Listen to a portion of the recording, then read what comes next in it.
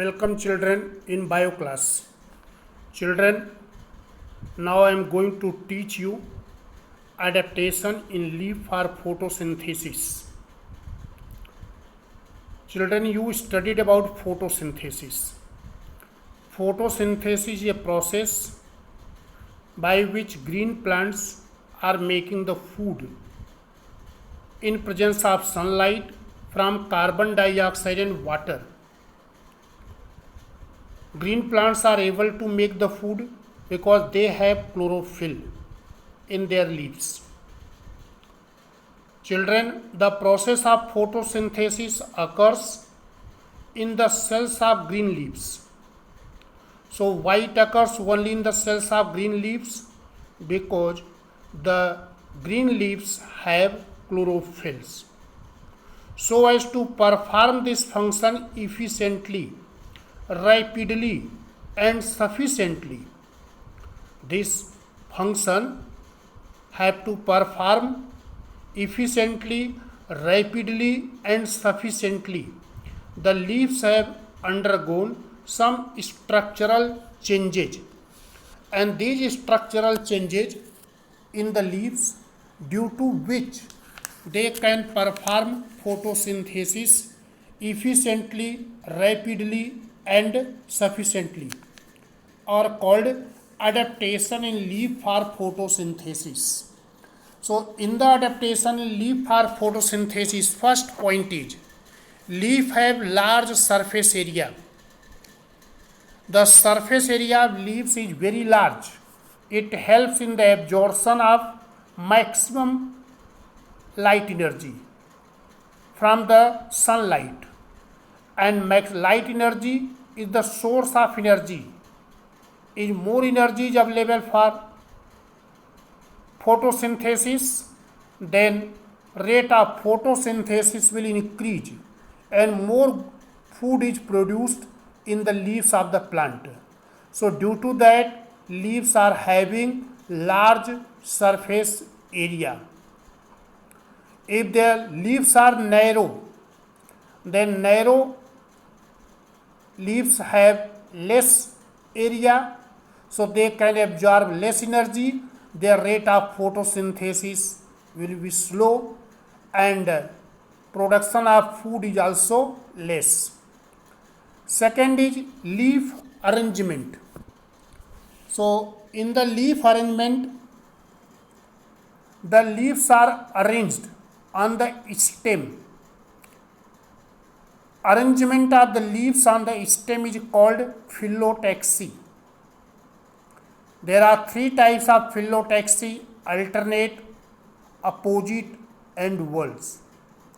So leaves are arranged in such a way that they can get maximum light.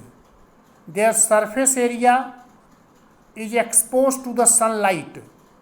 When their surface area has exposed to the sunlight, leaves are at right angles to the light source, so they can absorb maximum light, they can obtain maximum light. And third adaptation is numerous stomata. Stomata are minute pores which are present on the both surface of isobilateral leaves and lower surface of dorsiventral leaves. Through the stomata, there is exchange of gases, oxygen and carbon dioxide. Carbon dioxide is the raw material for photosynthesis. So numerous stomata are present in the surface of the leaves. So there is rapid exchange of the gas. Next is thinness of leaves.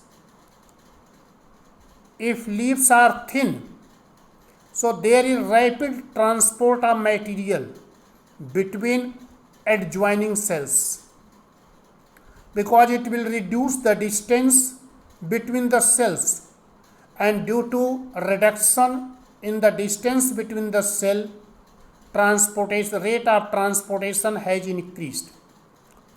Next point is chloroplast. Chloroplast contains chlorophyll. chlorophyll is the photosynthetic pigment. It traps the radiant energy of the sun. So if numerous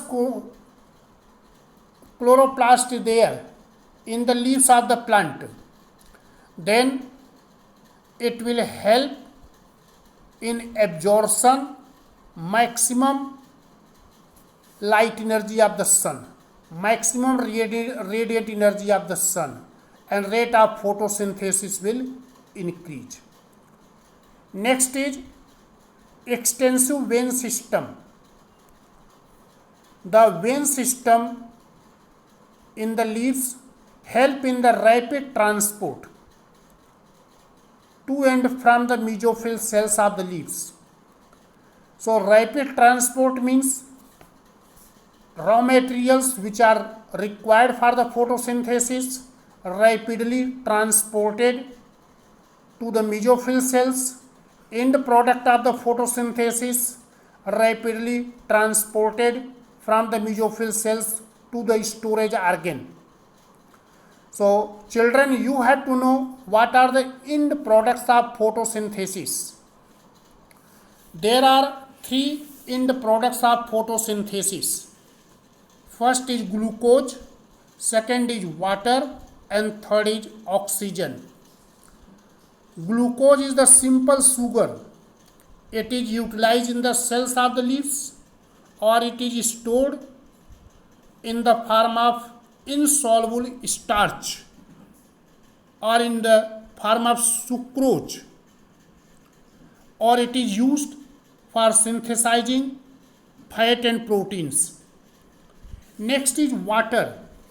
Water is also produced in the process of photosynthesis, but this water is reutilized in the continuous of photosynthesis.